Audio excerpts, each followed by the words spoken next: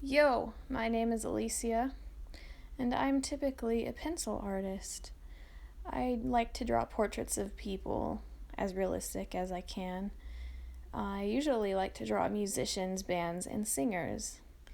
Today, I am painting a portrait for the very first time. I've used paint before a couple of times, but never a portrait. So, this is black and white acrylic paint on Bristol paper using the grid method from a photo, and it's also a homework assignment for art school. I'm in college for fine arts. I actually did not follow the directions at all on this assignment, and I turned it in a day late. And I made quite a few mistakes, but I'm still pretty happy with how it came out and for the opportunity to practice painting a portrait. The assignment was to mix the black and white paint from all the way white to all the way black in different gradations of value, and to use the value in the painting separated with shape. So I wasn't supposed to blend at all, and I followed the rules for a while and then I just stopped. I kind of let my ego get in the way and told myself, I know better than this teacher. I'm gonna blend the shit out of this, and so you'll see me blending the shit out of this later, but in hindsight, it probably would have looked really cool if I had just followed the directions. Oh well. I learned that it takes a painfully long time to mix paint, even if you're not even dealing with color, so I can't even imagine how much time and practice it takes to mix color paints. So mad respect to painters. My tool of choice for mixing was a butter knife and a cutting board. And I know you could never tell because this looks professional as fuck, but my camera stand was made out of a guitar capo tied by a hair tie, tied to my lampshade, and then since my phone had the lampshade way down to one side, I balanced it out with a stack of like 7 notebooks and journals on the top of the other side of the lampshade. And look how fucking good it worked. I'm using a drawing table that has a slight angle, so hopefully that doesn't fuck with it too much either. I think you can tell a little bit, but that's okay. I most definitely should have erased the lines for the grid in the areas before I started painting them. I thought the paint would effortlessly cover it, but it ended up I had to go over, especially with the white, in several layers, which wasted a lot of time. So next time I will do that. The assignment was to do a self-portrait, so this is going off of a selfie I took. I've done a couple of really small self-portraits that I didn't take very seriously, but this is the first serious self-portrait, and I realized how different it is than a regular one. Bristol paper is also really not the greatest thing to paint on. If you put on a lot of layers, it'll start to curl the paper a bit, and you can flatten it out later, but it just doesn't probably look as good as it could if you use something you were supposed to use, but I was just following the directions of the assignment. When I do drawings or anything like this from a photo, I use the grid method, I always have the black and white grid method printout version to my left, but I also use the image pulled up on my laptop in front of me, which you can't see. That way I can zoom into certain parts and really get the details.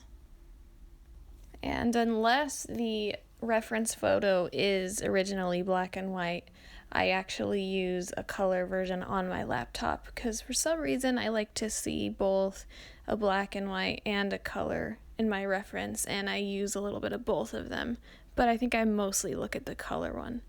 It's really only for scale and proportion that I use the printout. The grid method is really, truly a game changer, but I still do total freehand drawings as well. You can see my fabulous cutting board here on the left right now. What a treat. Whenever I watch painting videos on here, they always have like little dainty squirts of paint that they mix where they just use enough and it's all laid out and organized, and mine's just like squeeze the shit out of that bottle onto that fucking cutting board and don't even wait for the other shade to dry and just pile on top of that and color a new one. Mix a new one.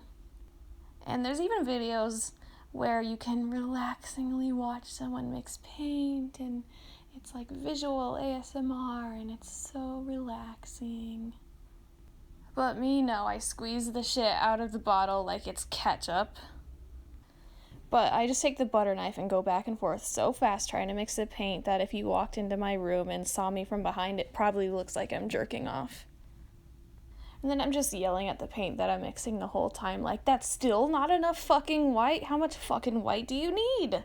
You want the whole damn bottle? Okay, I'll squeeze the whole fucking bottle. Painters, like, how do you find the patience to wet your brush and dry it off in between all the time? Like, I want to know. I never change the water either. The water is just pure black the whole time. I'm sure that really helps. And I use the same paper towel over and over again, even if there's already paint all over it, to dry off my brush each time. So I'm sure that's probably the best method.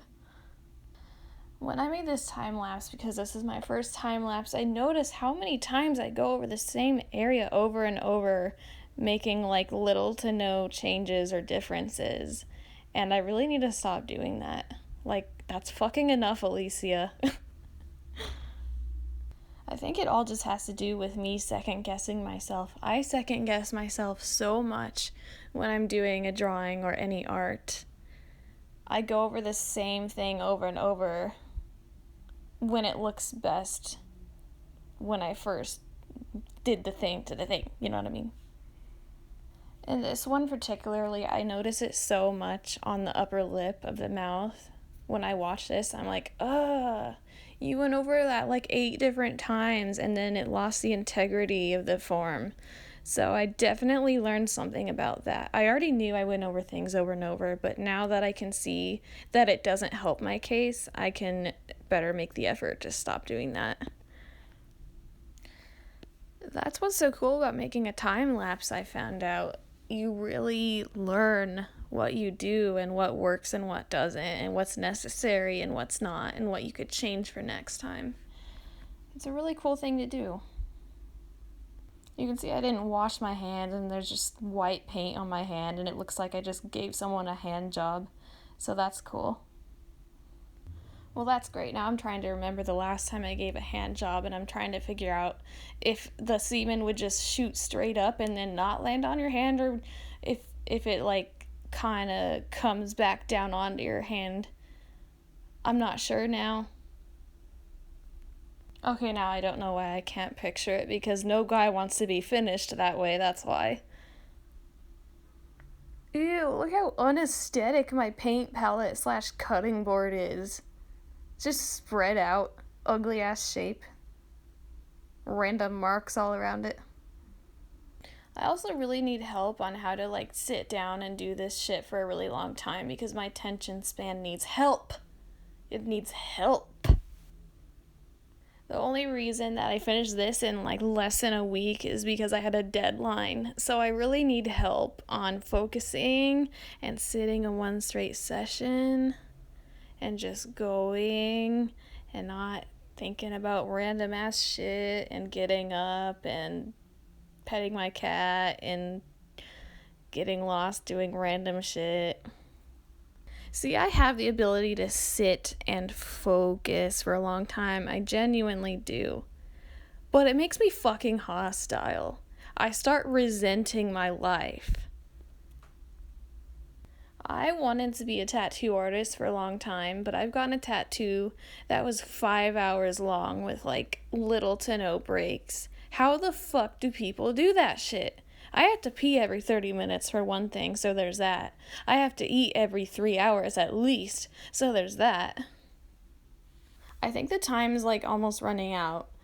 After this stops, I went through and added more black to where the neck was because I didn't know what the fuck was going on, so I just decided to cover it.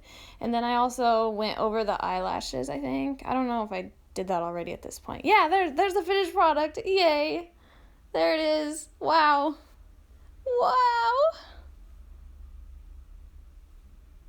I know that you're like beyond impressed with that slow pan. Oh, look at this perfect photo. Bye. Bye.